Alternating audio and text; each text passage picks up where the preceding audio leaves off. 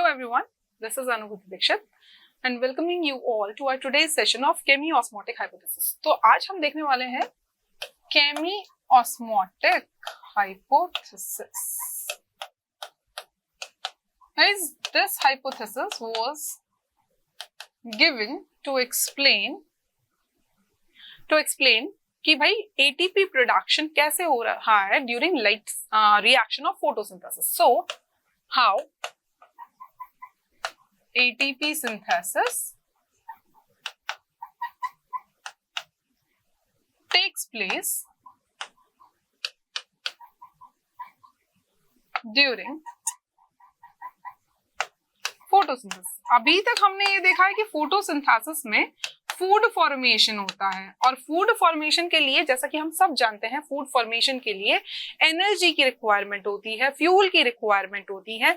सो वो एनर्जी जो होती है वो लाइट एनर्जी है in the case of photosynthesis. But यहाँ तो फूड फॉर्मेशन के साथ साथ एनर्जी फॉर्मेशन भी हो रहा है. भाई पहले फूड तो बनाए, उसके बाद में हम लोग एनर्जी लेंगे. बट यहाँ हमने सोचा था कि फूड फॉर्मेशन होगा, फिर उस फूड से ही प्लांट्स जो हैं वो एनर्जी ऑब्टेन करते हैं, उसको रेस्पायर करके, उसको ब्रेक डाउन करके. बट यहाँ तो फोटोसिंथेसिस में फूड फॉर्मेशन के साथ साथ एनर्जी प्रोडक्शन भी चल रहा है. And how it is taking place, तो इसी को एक्सप्लेन करने के लिए by P Mitchell, was given by P Mitchell कि कैसे जो है ड्यूरिंग फोटोसिंथेसिस एटीपी सिंथेसिस जो है या एटीपी प्रोडक्शन कैसे होता है. सो यही हाइपोथेसिस जो है वो explain, and it is an hypothesis. Hypothesis का मतलब हम सबको पता है, नॉट वी कैन से कि ये एक्सपेरिमेंटली प्रूफ तो है ही नहीं, तो हाइपोथेसिस हम इसे बोल रहे हैं. और यहाँ पर हम देख सकते हैं कि किस तरीके से साइक्लिक और नॉन साइक्लिक जो हमने फोटोफॉस्फोराइलेशन पढ़ा है ड्यूरिंग लाइट रिएक्शन, उसी को इस केमियोस्मोटिक हाइपोथेसिस में बहुत अच्छे से समझाया गया है कि क्यों वहां पर एटीपी प्रोडक्शन होता है, कैसे नॉन साइक्लिक में NADPH2 लास्ट में फॉर्म होते हैं, इलेक्ट्रॉन्स कैसे ट्रेवल कर रहे हैं, कहां से कहां ट्रेवल कर रहे हैं, और इलेक्ट्रॉन कैरियर से जब ये इलेक्ट्रॉन ट्रेवल करते हैं तो कैसे एटीपी फॉर्मेशन होगा. एटीपी फॉर्मेशन के लिए हमें मालूम है कि माइटोकॉन्ड्रिया में एटीपी फॉर्मेशन होता है और उसको हम बोलते हैं ऑक्सीडेटिव फॉस्फोराइलेशन. जब जितनी भी आपकी एसिमिलेटरी पावर्स हैं, जितनी भी आपकी रिड्यूस्ड पावर्स हैं, NADPH2, FADH2, जब ये ऑक्सीडाइज होने के लिए माइटोकॉन्ड्रिया में जाती है इन द ETS, तो वहां पर इनके ऑक्सीडेशन से क्या होता है कि प्रोटॉन ग्रेडियंट डेवलप होता है, और उसी प्रोटॉन ग्रेडियंट को ब्रेक करने से जो है हमें क्या मिलती है, एनर्जी, जिस एनर्जी को हम ATP में स्टोर करते हैं. ये हमने देखा है. बट केमियोस्मोटिक हाइपोथेसिस में भी ऐसा ही कुछ एक्सप्लेन किया है. मतलब लाइट रिएक्शन के टाइम पे जो एटीपी सिंथेसिस या प्रोडक्शन हो रहा है उसमें भी प्रोटॉन ग्रेडियंट का रोल है. लेकिन वो प्रोटॉन ग्रेडियंट बन कैसे रहा है, तो भाई हमने यहाँ जो हमारे क्लोरोप्लास्ट है उनमें देखा है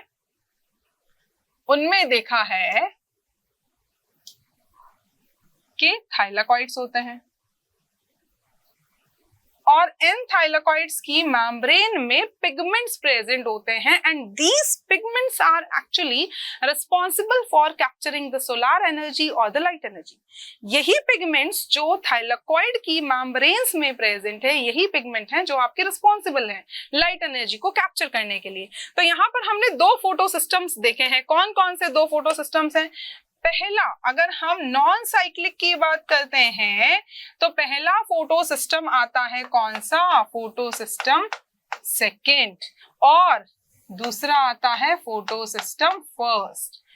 तो फोटो सिस्टम सेकेंड जो कि 680 नैनोमीटर तक की रेंज का है, जहां पर मेन रिएक्शन सेंटर जो क्लोरोफिल ए है वो कौन सा है, कौन सी वेवलेंथ वाला है, 680 नैनोमीटर वाला. जबकि PS1 का जो है वो है क्लोरोफिल ए 700 नैनोमीटर वाला. तो ये हैं दो आपके फोटो सिस्टम्स जो कि क्या कर रहे हैं, लाइट एनर्जी को कैप्चर कर रहे हैं. जब ये लाइट एनर्जी कैप्चर करेंगे तो क्या होगा, लाइट एनर्जी, ये आ गई आपकी भाई सनलाइट एनर्जी, और इसी सनलाइट एनर्जी को ये भी कैप्चर करेगा, ये भी तो फोटो सिस्टम है. So it will also capture sunlight energy.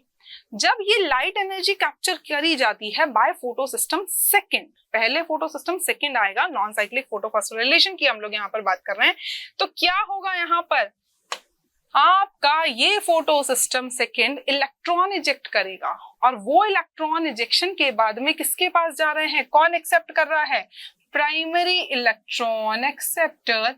और primary electron acceptor in the case of photo system second is pheophytin. Pheophytin.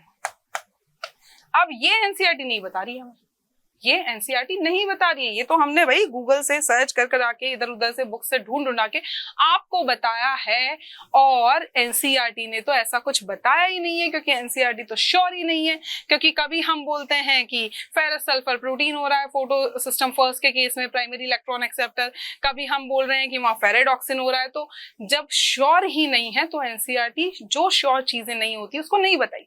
तो यहाँ पर फोटो सिस्टम सेकेंड के केस में हमने जो सर्च के अकॉर्डिंग हम बता रहे हैं दैट इज फियोफाइटिन, लेकिन एनसीईआरटी सिंपली उसे क्या लिखती है, प्राइमरी इलेक्ट्रॉन एक्सेप्टर। सिंपली क्या लिखेगी, प्राइमरी इलेक्ट्रॉन एक्सेप्टर, बस। वो कोई नाम नहीं देगी यहाँ पर कि भाई ये प्राइमरी इलेक्ट्रॉन एक्सेप्टर है कौन। तो अब ये प्राइमरी इलेक्ट्रॉन एक्सेप्टर नेक्स्ट जिस इलेक्ट्रॉन कैरियर को इलेक्ट्रॉन पास करेगा वो एक्चुअल में एक इलेक्ट्रॉन कैरियर है ही नहीं। ये भी हमारी एनसीईआरटी कहती है कि भाई आपके इस प्राइमरी इलेक्ट्रॉन एक्सेप्टर ने नेक्स्ट जिसको इलेक्ट्रॉन पास किए हैं वो क्या है, वो एक प्रोटॉन कैरियर है। वो एक प्रोटॉन के कैरियर है जिसको हमने जबरदस्ती क्या पकड़ा दिए हैं, इलेक्ट्रॉन पकड़ा दिए हैं। ले तो लिए बेचारे ने इलेक्ट्रॉन, पर क्या किया, कंडीशन क्या रखी, कंडीशन रखी कि भाई अगर मैं इलेक्ट्रॉन लूंगा तो मैं एक प्रोटॉन भी स्ट्रोमा से उठाऊंगा, एक प्रोटॉन भी। This is stroma side of chloroplast. ये एक थाइलाकॉइड का डिटेल्ड व्यू है, इसके बाहर वाला part is stroma of chloroplast. तो यहां से अब प्लास्टोक्यूनॉन जो है आपका, पीक्यू जो है आपका, वो एक्चुअल में एक इलेक्ट्रॉन कैरियर है ही नहीं, वो एक प्रोटॉन कैरियर है। उसको हमने पकड़ा है इलेक्ट्रॉन, तो उसने क्या कंडीशन रख दी कि इलेक्ट्रॉन ले लूंगा, बट लेकिन साथ के साथ एक प्रोटॉन भी लूंगा। कहां से लूंगा, स्ट्रोमा साइड से। ले ले भाई, ये इधर से इलेक्ट्रॉन लिया, इधर से प्रोटॉन लिया, और ये भाई साहब कन्वर्ट हो गए किसमें, ये कन्वर्ट हुए हैं हमारे PQH2 में, PQH2। इधर से इलेक्ट्रॉन, इधर से प्रोटॉन।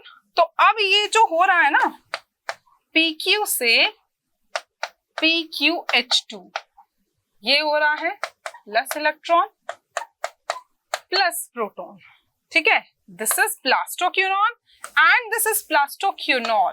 This is plastoquinol. तो प्लास्टोक्यूनॉल से प्लास्टोक्यूनॉल में कन्वर्ट होने के लिए दो चीजें रिस्पॉन्सिबल है। इलेक्ट्रॉन जो आया प्राइमरी इलेक्ट्रॉन एक्सेप्टर से, जो कि कहाँ सिचुएटेड है आपका, प्राइमरी इलेक्ट्रॉन एक्सेप्टर। तो ये सिचुएटेड है outside the membrane, outside the membrane. ऐसा हमारी कौन बता रही है, एनसीईआरटी बता रही है भाई, मैं कुछ नहीं बता रही हूँ, एनसीईआरटी बता रही है। देखो रीजन में देखो, केमियोस्मोटिक हाइपोथेसिस के आप रीजन में देखो। सेकंड रीजन में क्या दे रखा है कि आपके पीएस सेकंड ने इलेक्ट्रॉन पास किए प्राइमरी इलेक्ट्रॉन एक्सेप्टर को, which is situated outside the thylakoid membrane, outside the thylakoid membrane. उसने किसको दी, उसने दिए पीक्यू को। पीक्यू जो कि क्या है, प्रोटॉन कैरियर है, इलेक्ट्रॉन कैरियर नहीं है, पर उसका नाम नहीं लिया, एनसीईआरटी ने नाम नहीं लिया। तो यहाँ प्लास्टोक्यूनॉन क्या कर रहा है, इलेक्ट्रॉन ले रहा है, प्रोटॉन भी ले रहा है स्ट्रोमा से, और किस में कन्वर्ट हो रहा है, प्लास्टोक्यूनॉल में कन्वर्ट हो रहा है। अब भाई साहब ये प्लास्टोक्यूनॉल क्या करेगा, ये प्लास्टोक्यूनॉल प्रोटॉन को तो छोड़ेगा इधर, और इलेक्ट्रॉन जाएंगे नेक्स्ट इलेक्ट्रॉन कैरियर के पास में।